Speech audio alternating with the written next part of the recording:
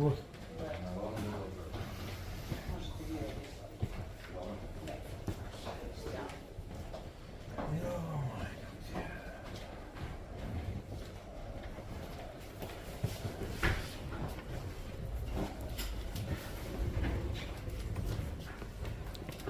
Spremni svi?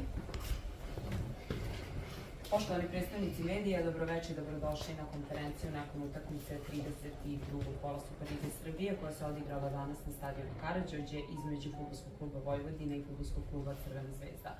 Utakmica je završena rezultatom 0:0. Naši sagovornici su šef stručnog štaba Fudbalskog kluba Crvena zvezda, gospodin Vladan Milojević, i šef stručnog štaba Fudbalskog kluba Vojvodina, gospodin Božidar Banović. Priliku da nam se obrati najpre dajem gospodinu Milojeviću. Izvolite. Hvala najljepše. Dobro večer svima. Evo, ja bih kao prvo želeo da odam priznanje ekipi Vojvodina na dobroj igri, na dobro pripremljenoj igri. Mislim da je utakmica bila dinamična, u jednoj lepoj atmosferi. Hvala našim navijačima što su došli i bodrili na svih 90 minuta, tako da dosta puta sam igrao u ovom Sadu, ali sigurno nisam igrao ovako u ovolikom broju i još jednom bravo za navijače Vojvodine da podržavaju svoj klub. Što se tiče same utakmice, pa dobro, mi smo u startu već htjeli da pružimo, i to će nam biti negde prilika, da pružimo igrači koji su nam mlađi, koji imaju manje utakmica, da vidimo malo kakve su utakmice ovako, da i mi možemo da imamo jednu sliku i oni sigurno sa druge strane da dobiju i to iskustvo igranja derbi utakmica protiv jedne ovakve Vojvodine. Opet sa druge strane imali smo za protivnika nadahnutog koji je igrao maksimalno, bio na svom maksimumu. Želili su, ako ćemo ovako i da gledamo, sigurno i Vojvodina se bori za to mesto koje izlazi u Evropu. Mi smo negde bili i malo, mislim, ja sam i svjesno malo izmešao karte iz razloga što smo malo bili energetski prazni posle dve utakmice sa Partizanom. Sve u svemu sam zadovoljan, čestitam mojim igračima, također mojim kolegi Božidaru na dobro pripremljenoj utakmici, njegovom stručnom štabu. Vojvodine želim se najljepše, mi se okrećemo utakmici u četvrtak, uz gusti raspored, tako da se odmorimo i da budemo već spremni za sledeću utakmicu. Hvala. Hvala. Još dajemo gospodinu Banoviću.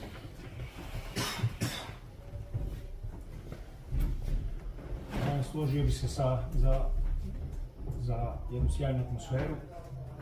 Želim da čestitam igračima na utakmici na koju smo odigrali. Čvrsta utakmica protiv šampiona, najboljeg tima u državi. Mislim da posebno u drugom problemu zadovoljan sam i sa presingom, i sa tim posjedom, i sa posebno u drugom problemu kad smo imali te 3-4 situacije gdje smo mogli da damo gol.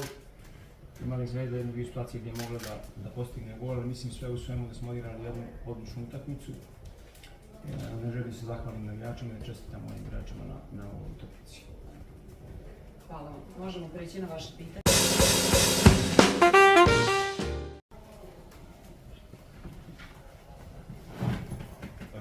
Izvolite.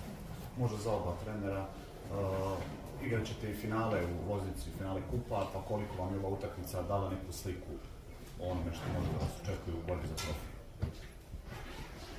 A znate kako, mi smo sad u ovom trenutku igra se prvenstvo, niko od nas nije završio posao, što bi se reklo, mi smo fokusirani na prvenstvo i svaku narednu utakmicu, a ovo nam je fokus u ekipa TSC-a. Jer jeste play-off, jesu 6 ekipa, ali koliko vidimo ima dosta ekipa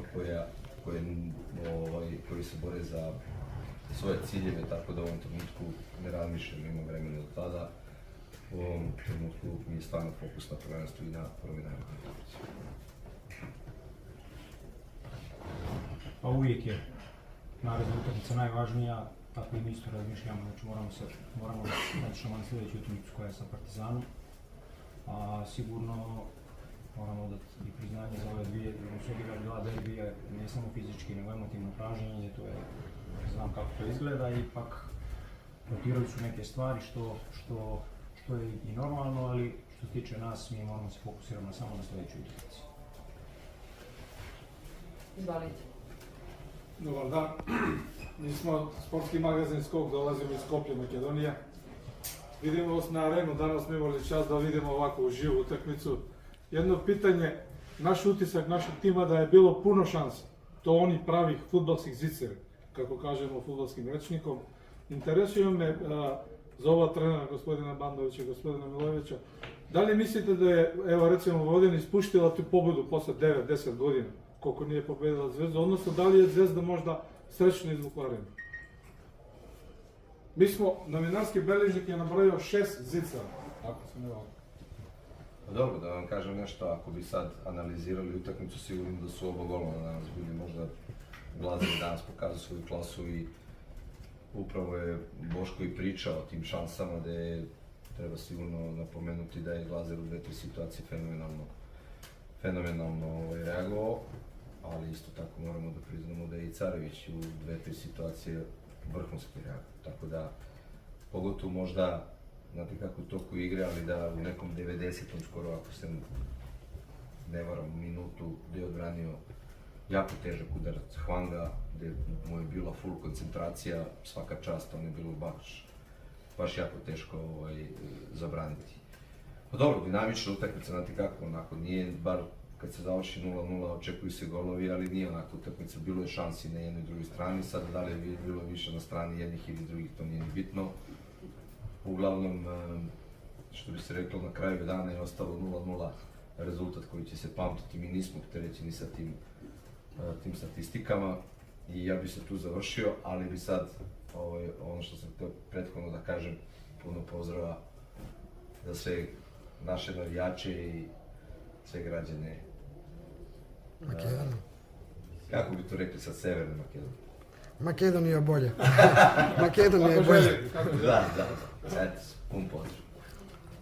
Pa ništa, isto tako puno pozdrava, mislim da imali smo te šanse koje nismo iskoristili, ali dok uvijek tim pravi šanse, to je zadovoljavajuće, doći i golovi. Ali bez obzira na sve i mi smo imali nekih problema prije ove utakmice. Gurem je imao 1-2 treninga sa timom, Radule isto tako.